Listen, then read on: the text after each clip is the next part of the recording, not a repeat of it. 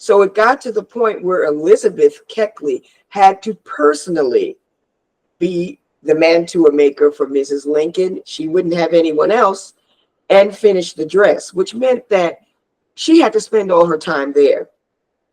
And At while the White House. while she had other clients, she had a workroom of 20 people that would finish off things. She would mostly go around and do this expertise fitting on people.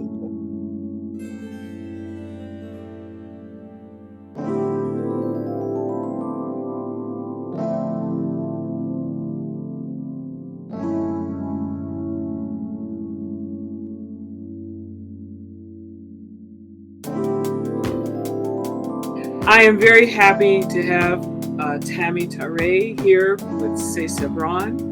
We are going to be discussing a lot of things today in a very short amount of time. And one of these things is about fashion. TAMI has a one-woman show based on the life and times of the woman who was the seamstress and designer. We should call her designer, yes? For Mary Todd Lincoln, the wife of the former president, Abraham Lincoln. Hello, TAMI. How you doing? Hello, hello. So tell me about your one-woman show. Well, first of all, Carolyn, I want to say thank you so much for having me.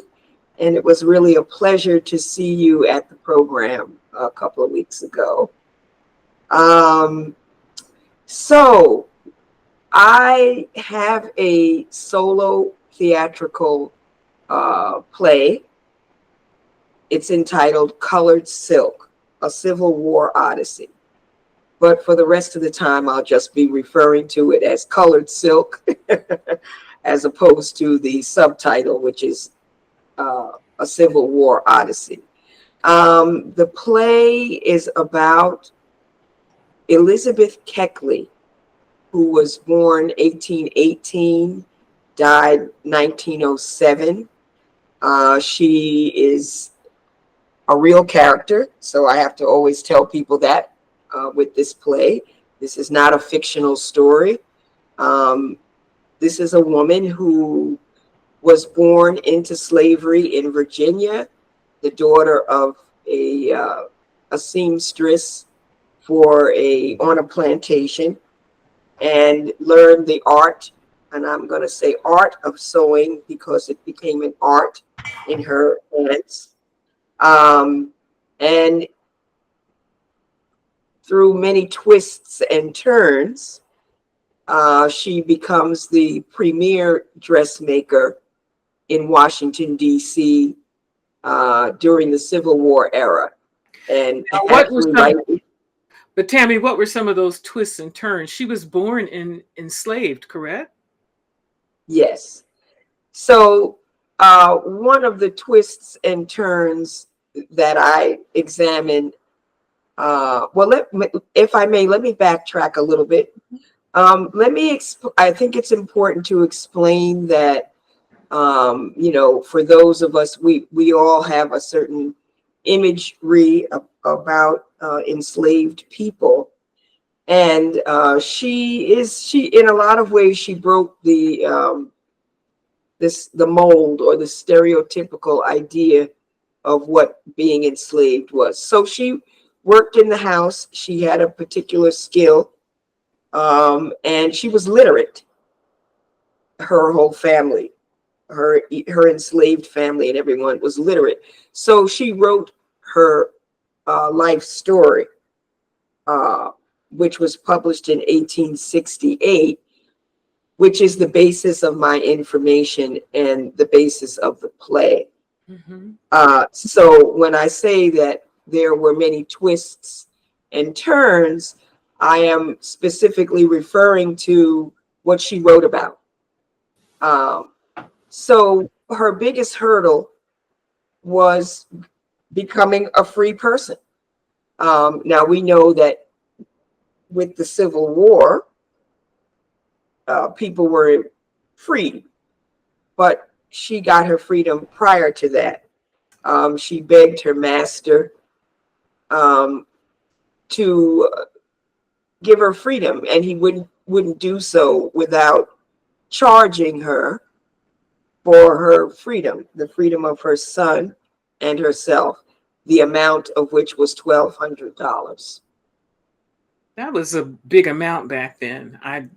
Can't do the calculations as to how much that would be today.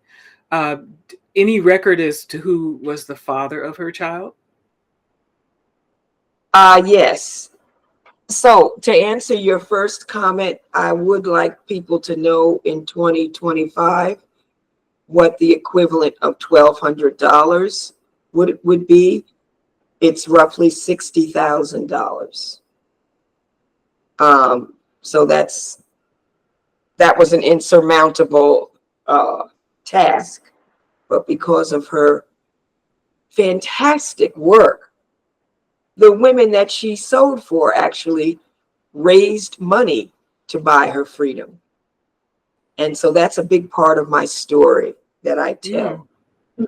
That's only a couple of pages in her book, but my purpose was to take things in the story that she gave, and I amplified certain things that were of interest to me and what I wanted my audiences to know. So when I say twists and turns, I speak a lot about how she campaigned to get money to buy her freedom.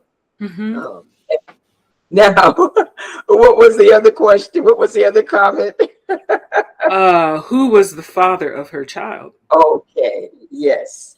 So that's another trauma that I deal with in the opening of the play.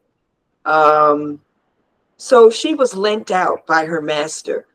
Her master's best friend desired her, and she was committed to this man on a regular basis. So yes, she did know. And she does talk about beatings and some brutality, but she doesn't spend a lot of time with the brutality. She spends more time about the mental anguish and her ability to plan and move. So that's how she became a mother. The other thing I would ask Tammy, in many places it was illegal to teach a person of African descent how to read and write. So you said she was educated, she knew how to read and write, and obviously she had this wonderful talent. I recall you saying that her mother was also a seamstress. Yes, her Could you mother talk a was. little bit about that? Yes, well, her mother, Agnes, was the seamstress for these families, the Burwells and related families. So they actually sewed things for about 70 people all total. So it was the nuclear family, then there's cousins and anybody that they wanted Elizabeth and her mother to sew for. And also, it's important to note that the others on the plantation, the other slaves, they outfitted them as well. In addition to the fancy dresses that she became known for. Now, the reason that I really wanted to speak with you about this is the fact that you are headed to Italy in the fall to present this one-woman show, correct? Where's it going to be? Milan, ISOLA, CASA, TEATRO. Okay. So I'll be in Isola, in the neighborhood of Isola, a theater there. And I'll be there 4 nights, October 9th, 10th, 11th, and 12th. We'll have to let all the expats and our contacts in Italy know that you're becoming. Now, I'm very curious on your website, and I'm going to post this later. And a little later, we're going to look at some of her designs, actually. On your website, it says that you are a singer historian. Yeah? So Yes. Let's talk about the history part, and then we're going to talk about the singing part. Where did the history, obviously, for you to do a one-woman show about someone like this, you have to know how to do research, and you have to know how to tell that story in a very engaging way. But how did you come to history? What were your interests in history? Oh, well, I love to let people know that I was inspired to dig deeper into African American history when my children were born. So my sons were born in the 90s, and I was really concerned that they would not get adequate, information out there. Mm-hmm. And that's really what started it. I started in 2000. I started formally with what I called Echoes of Our Ancestors, African American History and Song, formally in 2008. And the first thing that I did in the name of Echoes of Our Ancestors was I went to my sons. Both of my sons were going to St. Mark the Evangelist Catholic School Mm-hmm. on 138th between Lenox and 5th. And I asked as a volunteer if I could teach the kids some spirituals, and I would go in the afternoons, school, not after school, but in the latter part of the day. The teachers allowed me to come in the fourth, fifth, and sixth grade, Mm-hmm. and I taught them spirituals and explained at their level what I wanted them to understand about this music and how it evolved. And we eventually had a concert, those three grades, a large concert for parents and the public. And that was the first program. So it started out geared more specifically to children and youth. And I learned that I realized also that in order, my desire to teach was being rejected sometimes by the very parents, families that I wanted. And so I realized also that it was because there was a lack of knowledge on the parents' part. And so I realized that I was going to have to first educate and motivate parents to be interested, or adults in general, to be interested in learning Black history grassroots, in order to be able to teach children. So it But became a program of where I would tailor things for various groups. And so now it's developed into so many different things. But the rule of it is always music. It must always have music. But there's also another aspect of your life that you told me about in our previous conversation about fashion. And this is Yes, where the theater connects with the fashion when you're talking about this woman. absolutely. Can you just tell us a little bit about that genesis and how it brought you to this woman who has really. So it's so fascinating, Carolyn. I'm not absolutely sure how I happened upon her. So I do a lot of work with Frederick Douglass. And, I've had a festival, an annual festival about him, and, dig really deep into him and everything. And somewhere along that path, she came up in something I was reading, something I was doing, because she was also an activist, and she started a freedmen's organization in Oh Washington, my. D.C., where she raised money for newly emancipated slaves. And Frederick Douglass was often a lecturer at programs of hers, and he gave a lot of money to this cause. The ladies, she called it the Ladies Freedmen's Society, of which she was a president. So I think that's how I first came into knowing about her. Mm-hmm. And when I learned about her, then I instantly went and bought her narrative. Back then they called it a narrative. So it's really a memoir you know. And once I read her story, I felt that this is a woman that I'm born to play because I do have a fashion, and not a small fashion background, a very large Well, fashion background. talk about that a little bit so people know who you are, madam. I know you Okay, can't talk about who you dressed, but you can talk about the kinds of people that you dressed. right, exactly. So, most of us that, go to school for theater, or maybe not so much music. I think music has a more definite path. But those of us who want to be in performing, acting, singing, dancing, very often we have a day job, right? Yep. So I thought of, what do I love? What do I feel I'm really good at that I could do as a day job? And so I made an appeal to someone that I was working with, and this is in the 80s. And I just put it out there that I wanted to work in the fashion business. And to make a long story short, she had some connections. And those connections led me to the Garment Center here in New York City. Um, I rose up and rose up. Then I was recruited into a major store as a representative for a designer. And I rose up and rose up again. I kept rising. Then I was recruited to leave 7th Avenue and go over to a more luxurious area, 5th Avenue, where Hmm. I kind of stayed.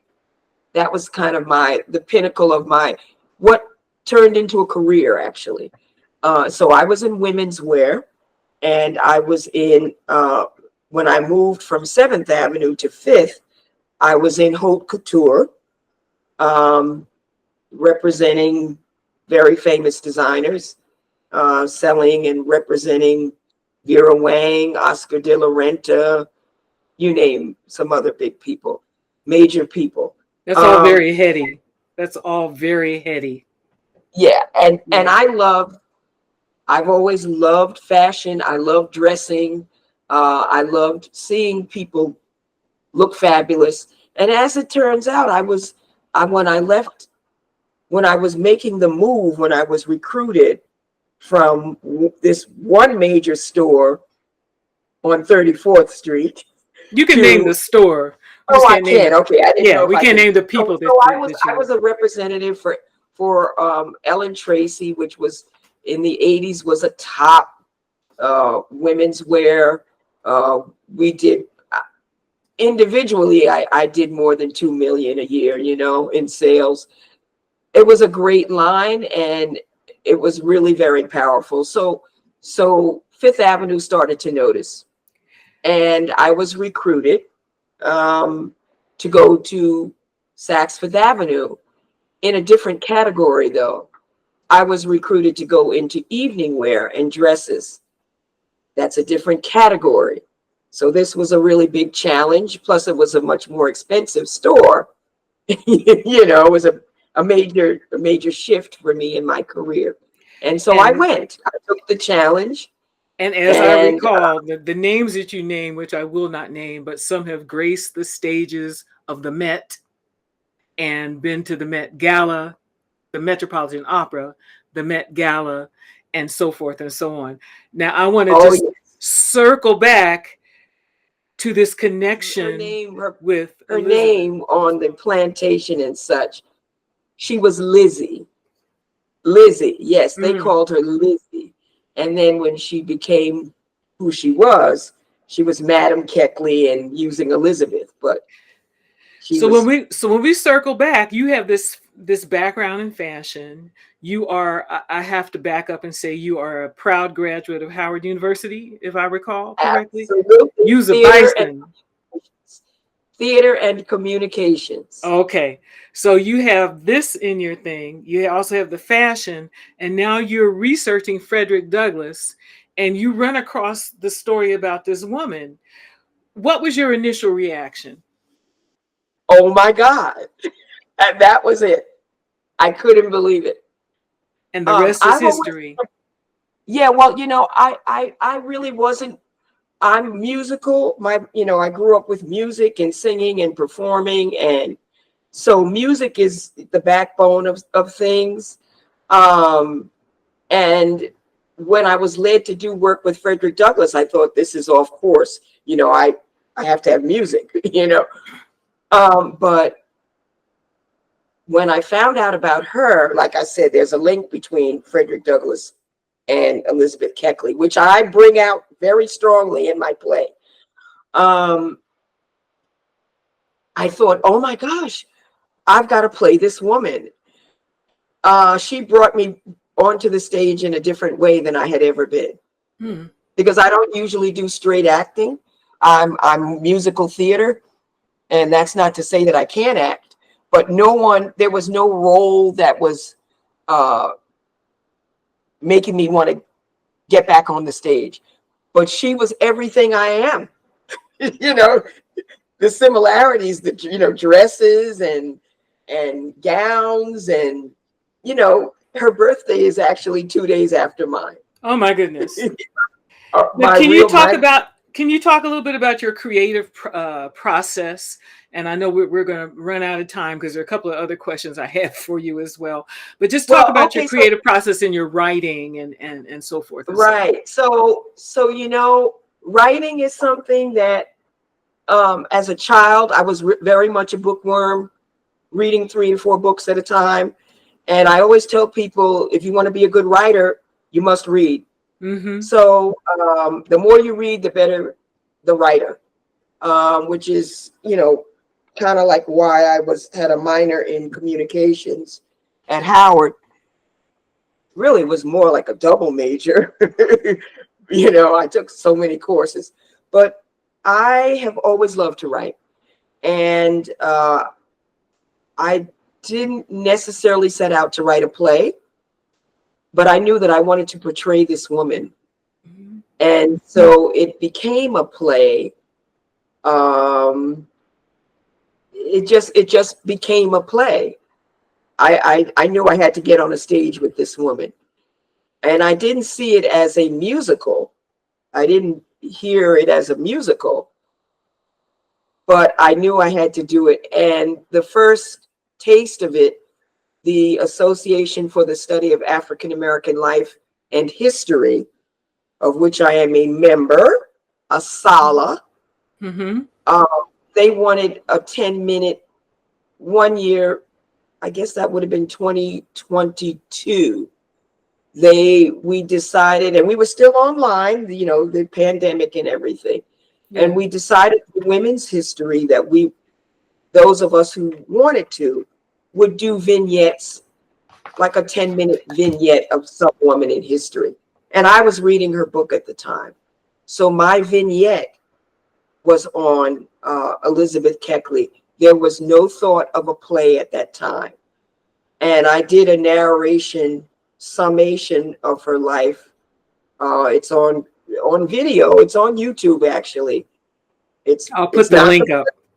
Yeah, it's not the play. It's just a summation. And it's about 10 minutes of me assuming her. And I just continued on. I went further. And then it developed into, into what it is today. Well, I think it developed into, let me see here, a nomination. I'm looking at the program you had. It was a nomination for, let me see, Audelco, was it? Yes. Outstanding solo performance. Yes. Thank you. See, now this is the thing. What one of my friends says: hold your hand out, bend your elbow, lift your arm, and pat yourself on the back. We always we have to celebrate, and that's what part of this is about today, is celebration. I'm not going to be able to get to everything that you have done. I will post your website, and so everyone that's listening and watching, you can see a clip of Tammy as she's transforming into this woman. Can you just speak a little bit about her relationship with Mary Todd Lincoln? And then we're going to look at one of the dresses that she designed. So the Mary Todd Lincoln, Elizabeth Keckley relationship is quite a subject in history. There's been many a book written about it, many people theorizing. They were two women of the same age. Of course, when I'm going to call her Madam Keckley now. Mhm. Madam Keckley got to Washington, D.C. through referrals from these women who had raised money for her to become free. They knew they were very aristocratic women in St. Louis, where she was. And they literally referred her to women in Washington, D.C. And they were all the prominent women, you know, the generals' wives and senators' wives and so forth. So she got there with a lot of work. She came in with people ready to hire her. And when people saw her work, she caught on like wildfire. So Mrs. Lincoln decided that she wanted to kind of monopolize her and commissioned her to make like 12, 15 gowns for her, you know, which would keep her really busy at the White House. Because let's remember that these dresses are not things you can put on for yourself.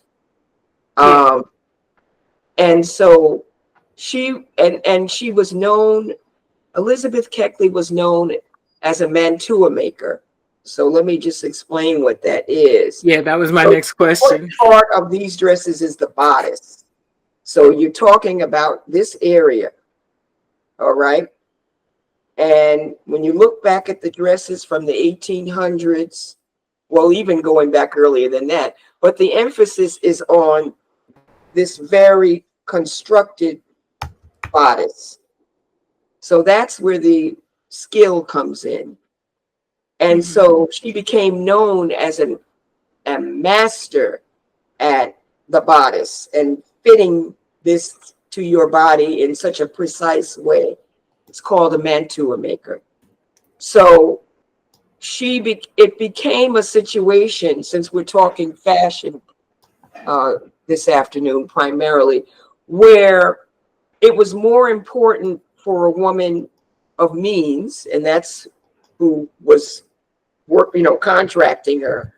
They wanted to be personally fit for this bodice. So she created a workroom for folks to finish the rest of the dress. So I'm thinking of that woman from Bridgerton with the fake French accent. Have you been watching Bridgerton at all? I haven't been watching Bridgerton, but I love The Gilded Age. Yeah, but there's this whole thing where she's the dress designer and all the women come to her shop and she's speaking with this French accent. Yes. But So this is the part of your body, no matter what, we're very size conscious in this society, but back then it didn't matter what size you were. It was going to be fit to precision. And that was what made or broke a person or the designer. So it got to the point where Elizabeth Keckley had to personally be the mantua maker for Mrs. Lincoln. She wouldn't have anyone else, and finish the dress, which meant that she had to spend all her time there. And while at the White House, while she had other clients, she had a workroom of 20 people that would finish off things. But she didn't sit at the sewing machine and finish it off. So that's how she became a business. She had all these women. She had 20 women working for her. She had workrooms in Washington, D.C. And there are markers in Washington, D.C. commemorating her workspaces. Wow. Now I'm going to ask a dumb question. All right. No question is dumb. I have sewn on occasion, but did they have actual sewing machines in the 1800s? Okay, so I'm glad they by hand. I'm glad you asked that question. That's a very, very good question. So she arrives in Washington, D.C. in 1860. All right. So what was the sewing machine in its most simplest form was just happening. But most of these dresses were done primarily by hand. Because if you were making a basic dress, but these are not basic dresses. Remember that these dresses have a lot of buttons going all the way down. Buttons was a sign of prestige. Oh, really? Not the Buttons that lace you up. had. And that's why when you look at these dresses, you see these tiny covered buttons. Okay, if you hold on a second, I just went to the Smithsonian website to pull down. Let me see if I can find it, make sure I have it correctly. Here we go. We're going to share the screen and you can talk about. This is one of her dresses. Can you see that, Tammy? There's something on, others may see your video differently. Okay. I have to click on something that they're like a disclaimer. Yes. Okay. Yes. So that is a purple velvet gown with white piping. It's one of the few surviving original gowns. They had to replace, you can see where one of the sleeves is definitely a lighter color because they had to replace, I guess, the original sleeve. Mm-hmm. That's to be noted also. When gowns like this were made, they would make a short sleeve and then they would make a longer sleeve that could be attached so that you could wear it, you know, for more than just one season. And you know?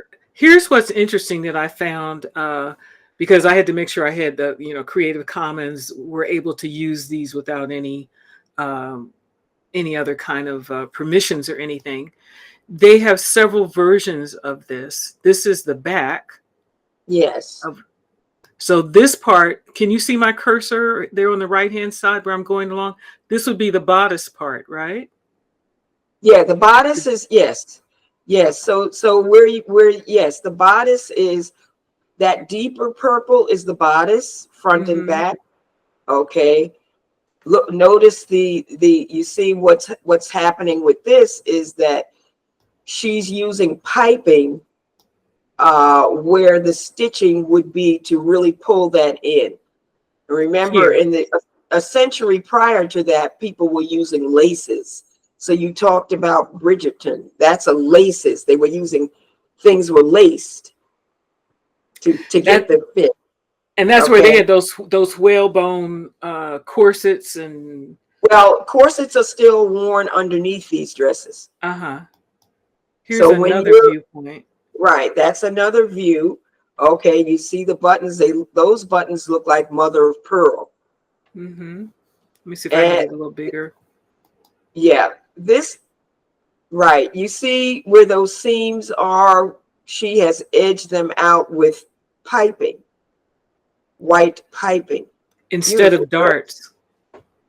Right, beautiful, because at this point they have learned how to kind of not eliminate the lacing in the back, which is what you would see in those Bridgerton dresses. But in the 1800s now, they now know how to do that with sewing. And so the lacing is not as prevalent as it used to be. Okay, that's a close-up I didn't count on. Right. Let's see, there's another view. Velvet. Yes, right. See, and now she has another piece where she's added some lace onto the sleeve. So this and what I'm thinking, Tammy, is the same skirt, but a different bodice. Yes, because what I said before was that the bodice is the most important part of a dress at that time. So if you notice now, it's an off the shoulder. Yeah. Because it's amazing. They loved to be buttoned all the way up during the day. But at night, boy, they let those shoulders, off the shoulder was the thing. And that's a 3/4 sleeve there. I'm so sorry. I forgot my phone is, oh boy, I'm sorry. It's okay. I'll hurry. So Let me, here's a view from the back, and it looks like this yes, was laced up in the back. yes. So that's most likely that's a different bodice Yeah. because she's got this. Now this is what she's going to wear at night. Yeah. So she's making this dress really multifunctional. Mm-hmm. And that's Mm-hmm. not to say that she didn't sew because it's easy to take it out. So she may have, this is probably the way the dress was in the beginning, but purple was used as a coming out of mourning. So this is probably the way the dress was. I see. And then after Lincoln passed, well, she had some children to die also. Well, that's another conversation. But she goes into a mourning kind of a thing. So once she's coming out of that mourning or time has passed, then probably what Elizabeth did was make the high neck dress. But this dress would have been worn as a easing yourself out of a mourning situation. Purple Now, was would used. they go to something like the theater or to the plays or something like that in this kind of wear? Or if they were entertaining, a state dinner or something? Yeah, but not in purple. Not in Uh-huh. purple. Uh-huh. Purple was basically associated with I've been in mourning for quite some time, and I'm lightening up a little bit, and they moved to purple. Because it still has black lace on the sleeves. Right. Uh-huh. So this, but Fascinating. that doesn't mean that they didn't go to formal events. It just means that your people know the state of your life. Fascinating. Let's see if And there's like I another said, view. she had a couple of Mrs. Lincoln's sons. 3 out of 4 of them died, Mm. preceded her death. So that could have been something that was worn. One of her sons died while in the White House, and that could be a gown that was worn to something while Lincoln was still alive, but she was still mourning her son. Kate, I want to just segue a little bit before we close out today.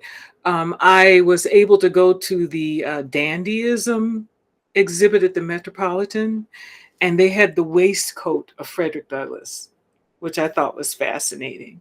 Um, some things I was like, I don't know if I saw somebody on the street in those, some of the more contemporary dress was kind of interesting. But there has always been this idea. You said it in your presentation. Let's see, fashion is a business, style is an attitude. That's an original Tammy Tyree. Can you expound on that just a little bit? Well, yeah, because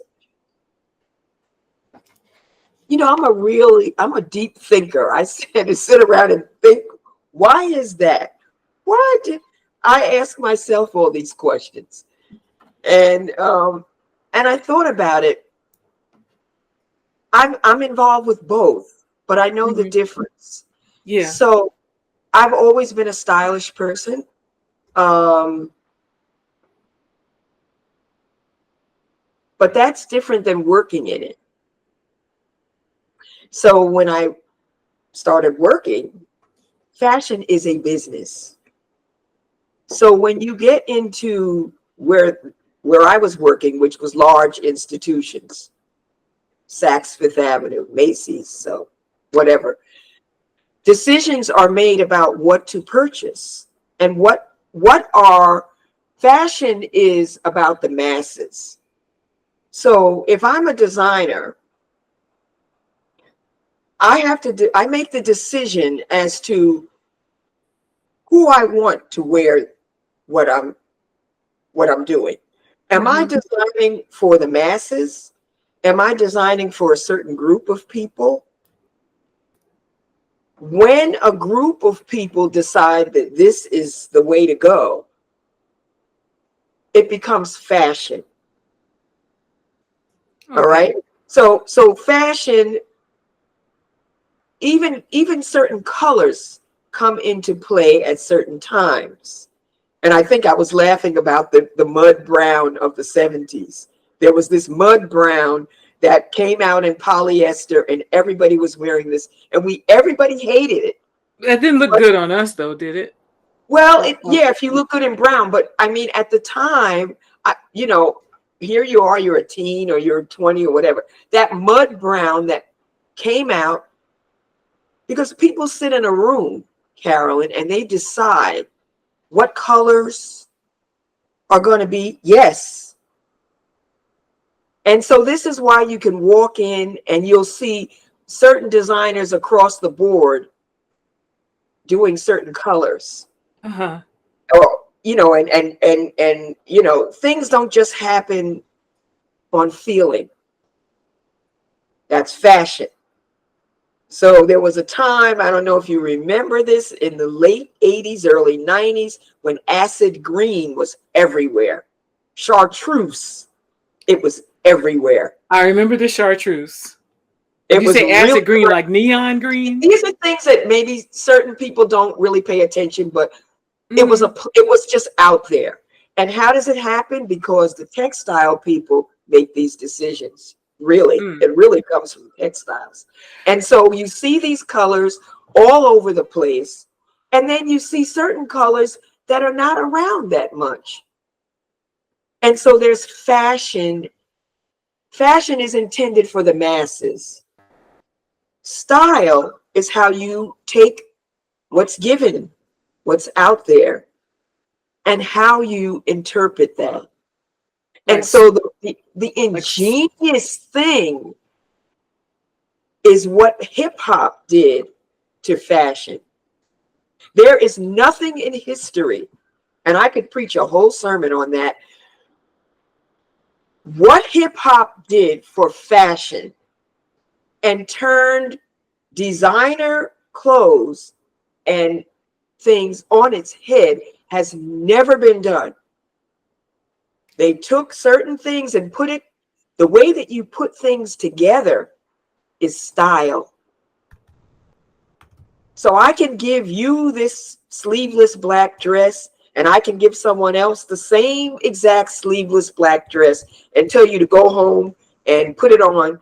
And how you accessorize it, how it fits you or not fits you, it's gonna be a nuance. It's the same dress, but that's what makes style. And style is something that's why you can go into a store and you can see that same outfit in a size 4, 6, 8, 10, right? And let's just assume that every size is bought by some woman. But if you found those women and put them all in the same room, I guarantee you this same exact thing. Yes, it's okay, it's body type and all that too. But the way that they put it together is the fascination of style. And Black people have a style that nobody else has been able to replicate. And that's the fascination of taking these designer clothes and making a whole new way, a hip hop way that other people, and that's why Gucci went to Dapper Dan and said, I want you to actually make some things legitimately in my name, because he was co-opting and using the logo and and making these styles. And then these famous people were going to Gucci and saying, well, I want what I saw. And he didn't make that. He didn't dream of that. So we have style. We have cornered the market on a new interpretation. And it's just like what happened in music. It's the same. We take something and create something out of it. That's how jazz came about. The basic melody being co-opted and upended and reconstructed. It's the exact same thing, particularly in hip hop. Yeah. It's the most fascinating thing. Everybody wants jazz. Everybody wants, and so now, and I get so excited when I talk about this. Now everybody wants a taste of hip hop dressing, if nothing else. If you don't like the music, you can look at Beyonce or Rihanna as a master. She's my favorite. Mm-hmm. Master, a female. There's nobody that beats Dapper Dan. He is like God when it comes to this kind of thing, because he not only did he know how to make this fabulous juxtaposition, but he's also a tailor. He also sews. Well, Tammy, we unfortunately we have run out of time, but I want to make sure everybody knows about your website. I'll post it in the credits. It's called TAMI Echoes of Our Ancestors.com. She has also written a few books, Motown Digest from 1959 to 72. Those are, yes, I write. Okay. Yes. Oh, I must. Color Me In, Harlem Renaissance Fashion, Beauty, and Jazz. Hang on a second. 1920s coloring book. Let's see what else you got here. Echoes of Our Ancestors, following Frederick Douglass, his land, his legacy, his loves. And then there's the book that was by Reflections on 12 Years a Slave. Well, so I'm in that movie. So, yeah. I will have to look it up. I'm singing it, and you don't see me. I'm singing for them. Okay. So here's the thing. TAMI TYREE, historian, singer, actress, interpreter, writer, editor, fashion person, stylist, however you want to call it, icon, all of the above. And she'll be coming to Italy in October of 2025. For those of you over in Europe, try to get to see her. She'll be in Milan. I'll post that information on the credits as well. Tammy, it's been really, really great in spite of our original technical problems. It's been great talking to you today. And I look to hear more from you. And I'm so happy I made it to your presentation at the Dwyer Theater. So thank you again.